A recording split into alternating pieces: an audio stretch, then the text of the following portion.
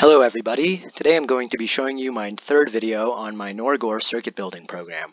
I'll also be showing a circuit that I've made that implements Conway's Game of Life. If you don't understand what's going on with my program, you can watch my previous video on it. Up next is a time lapse of me making the Conway's Game of Life circuit with some random guitar playing I recorded. Just skip to the time displayed on the screen if you want to see the program working.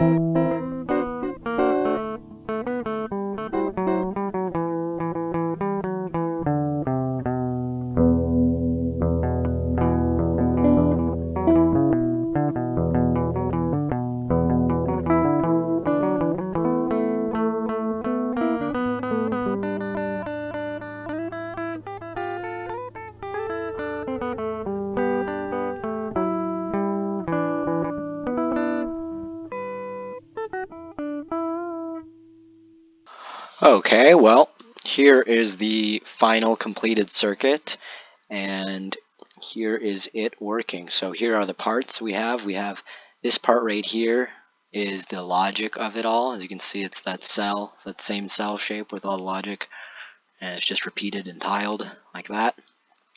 Here's the clock, here's the display, and here is it working. So I'm going to turn off the clock, so this thing will stop ticking here. And what we'll do is we'll put in the shape of a glider. So we go to neutral mode to activate switches. That turns that one on. Turn that one on. And turn this one on, this one on, and this one on. If we take a look over here at the display, we can see the pattern that I put in here. That's a pattern for a glider. So this shape should move across the screen, just like it does in Conway's Game of Life. If I just turn on the clock, as we can see, it evolves just like we expect it to. Very nice. Wow.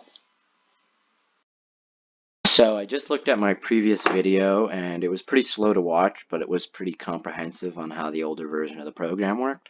But I've added some new features, and I thought I should just quickly visually show in this video how what those features were. So one of them is zooming, pretty useful.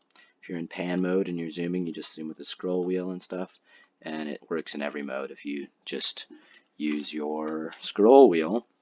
Other thing I added was a really pretty important way of connecting stuff. So if you have like a bigger circuit, you're going to be needing to like sort of automate connections in a way. So that's kind of what this does. As you can see, if I can select this, go into neutral mode, and I would like to connect this to this. So the way I'm going to do it is by overlapping these NOR gates, and they are the same kind of node. So we're good there, and we press enter, and that will basically just automatically connect them. And as you can see, this forms a continuous like connection. The other thing I added was the ability to pause the program. You can press P to do that, and as you can see, P pauses it. So what this is something which I'm going to go into neutral mode. I'm going to click this switch. You won't be able to see anything because it's paused, so that's so far the only problem with this pause thing right now. But if I press the period button, it'll inch forward one step in time. So that turned off. As you can see, I did that, and because it turned off, this turned on, and because that turned on, this should turn off in the next frame, and this should stay off. Okay, so nothing interesting there. I'm going to click this again and inch forward in time. So that turned off, which is going to allow this to turn on, and this will also turn on in the next frame, as you can see. And so that's going to make this turn on, but this one's going to make this one turn off in the next frame. And so now you see it's sent a pulse through this thing and actually lined up with one of the other pulses. So there's still only two traveling through there, but if I lined it up differently, then maybe it wouldn't come through at the same time. Oh, never mind. And it ended up lining up again. But as you can see, we can pause and play and stuff. And the other thing we can do is run the program forward at full speed. So normally I limit the frame rate and the logic rate or whatever to 60 frames per second so that it doesn't utilize like a whole core on your computer, and your computer can switch to different tasks while this program is running. But if you wanted to utilize an entire core on your computer, you can press the right bracket, and that will run it at full speed with no sleeping at all. So it just runs your circuit as fast as it can. And so then the speed that the program will run will depend more on, the size of your circuit. So this one's going to run ultra super duper fast, but if it's really big, then it still might not be super fast. But yeah, so those are the things that I added to the program. It should make it a lot easier to use. There's some things that other things that I'd like to add. I'd like to fix that problem where when it's paused, you can't see that you're using a switch. But other than that, that's pretty much everything I've added to the program. You may have noticed the voice sound quality is improved.